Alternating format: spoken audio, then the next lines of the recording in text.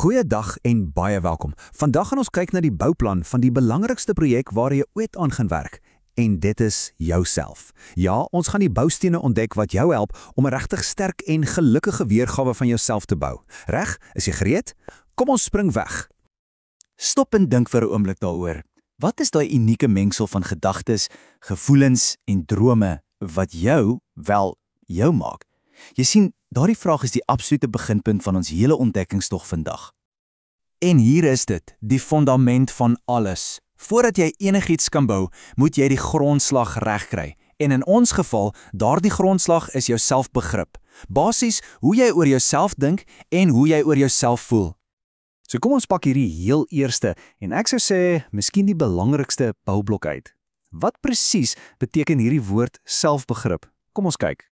Wel, op sy eenvoudigste is dit jou innerlike spieelbeeld. Dis die storie wat jy elke dag vir jouself vertel oor wie jy is. En die kern daarvan? Dis om jouself te aanvaar, om van jouself te hou en om jouself met respek te behandel, net so 'n goeie vriend sou behandel.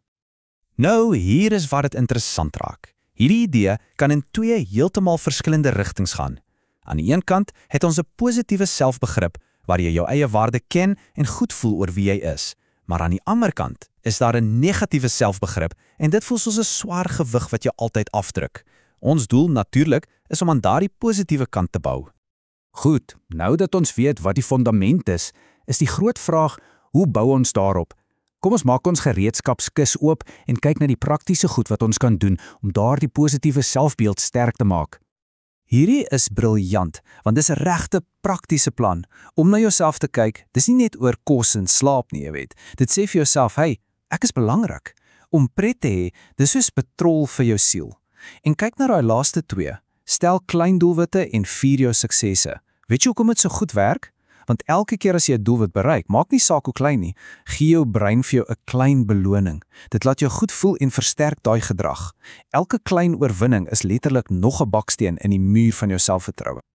Ons bou mos nie in 'n bottel nie, né? Die lewe gooi allerlei dinge na ons kant toe, insluitend groot deurmekaar gevoelens. So kom ons kyk hoe ons hierdie emosionele wêreld kan navigeer sonder dat ons hele bouprojek in mekaar tuimel. Ai, almal ken hierdie gevoel, daai donker wolk wat partykeer net oor jou kom hang. Die vraag is, wat doen jy as dit daar is? Die antwoord is dikwels baie eenvoudiger as wat ons dink. Deur te praat, laat jy 'n bietjie van daai donkerte uit. Onthou, jy hoef nie daardie gewig alleen te dra nie. Dis eintlik 'n teken van krag, nie van swakheid nie, om uit te reik. En dan is daar woede. Daai warm, borrelende gevoel wat jou somme wil laat skree. Dis 'n ongelooflike kragtige emosie wat so maklik kan oorneem as jy dit toelaat. En weer eens, die sleutel is kommunikasie. Gebruik jou woorde as 'n instrument, nie jou hande of lelike dade nie. Deur te sê wat jou plaag, gee jy daai woede 'n gesonde uitlaatklep, sonder om jouself of enigiemand anders skade aan te doen. Ander mense se woorde het ook 'n groot invloed op hoe ons voel. Ons noem dit terugvoer. Soms bou dit ons op en ander kere, breek dit ons af.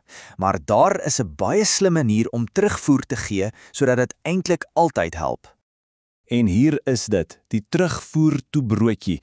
Dis 'n fantastiese tegniek. Dink daaroor. Jy begin met 'n sny brood. Dis iets positiefs. Dan sit jy die vulsel in. Dit is die deel wat kan verbeter. En jy eindig met nog 'n sny brood, 'n laaste positiewe opmerking. So maak jy seker die persoon voel steeds waardeer en is oop om te leer, in plaas van om dadelik verdedigend te raak. Laastens, die mense rondom ons is soos die argitekte wat help bou aan ons lewens. Dis so belangrik om die regte mense vir jou span te kies.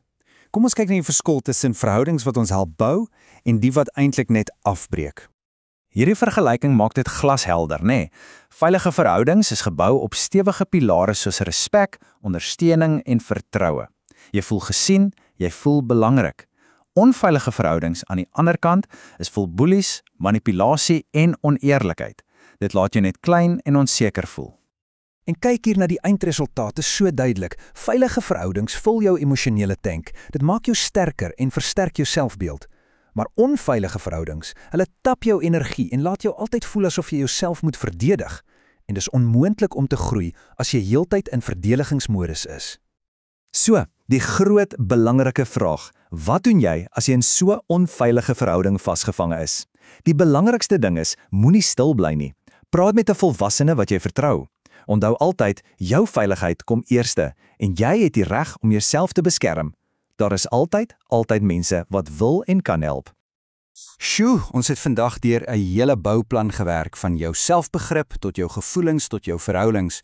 So my vraag aan jou vandag is, watter enkele boublok wat ons bespreek het, gaan jy kies om vandag nog op te tel en te gebruik? Want onthou, die sterkste weergawe van jy word nie oornag gebou nie. Dit word gebou, een klein, doelbewuste aksie op 'n slag.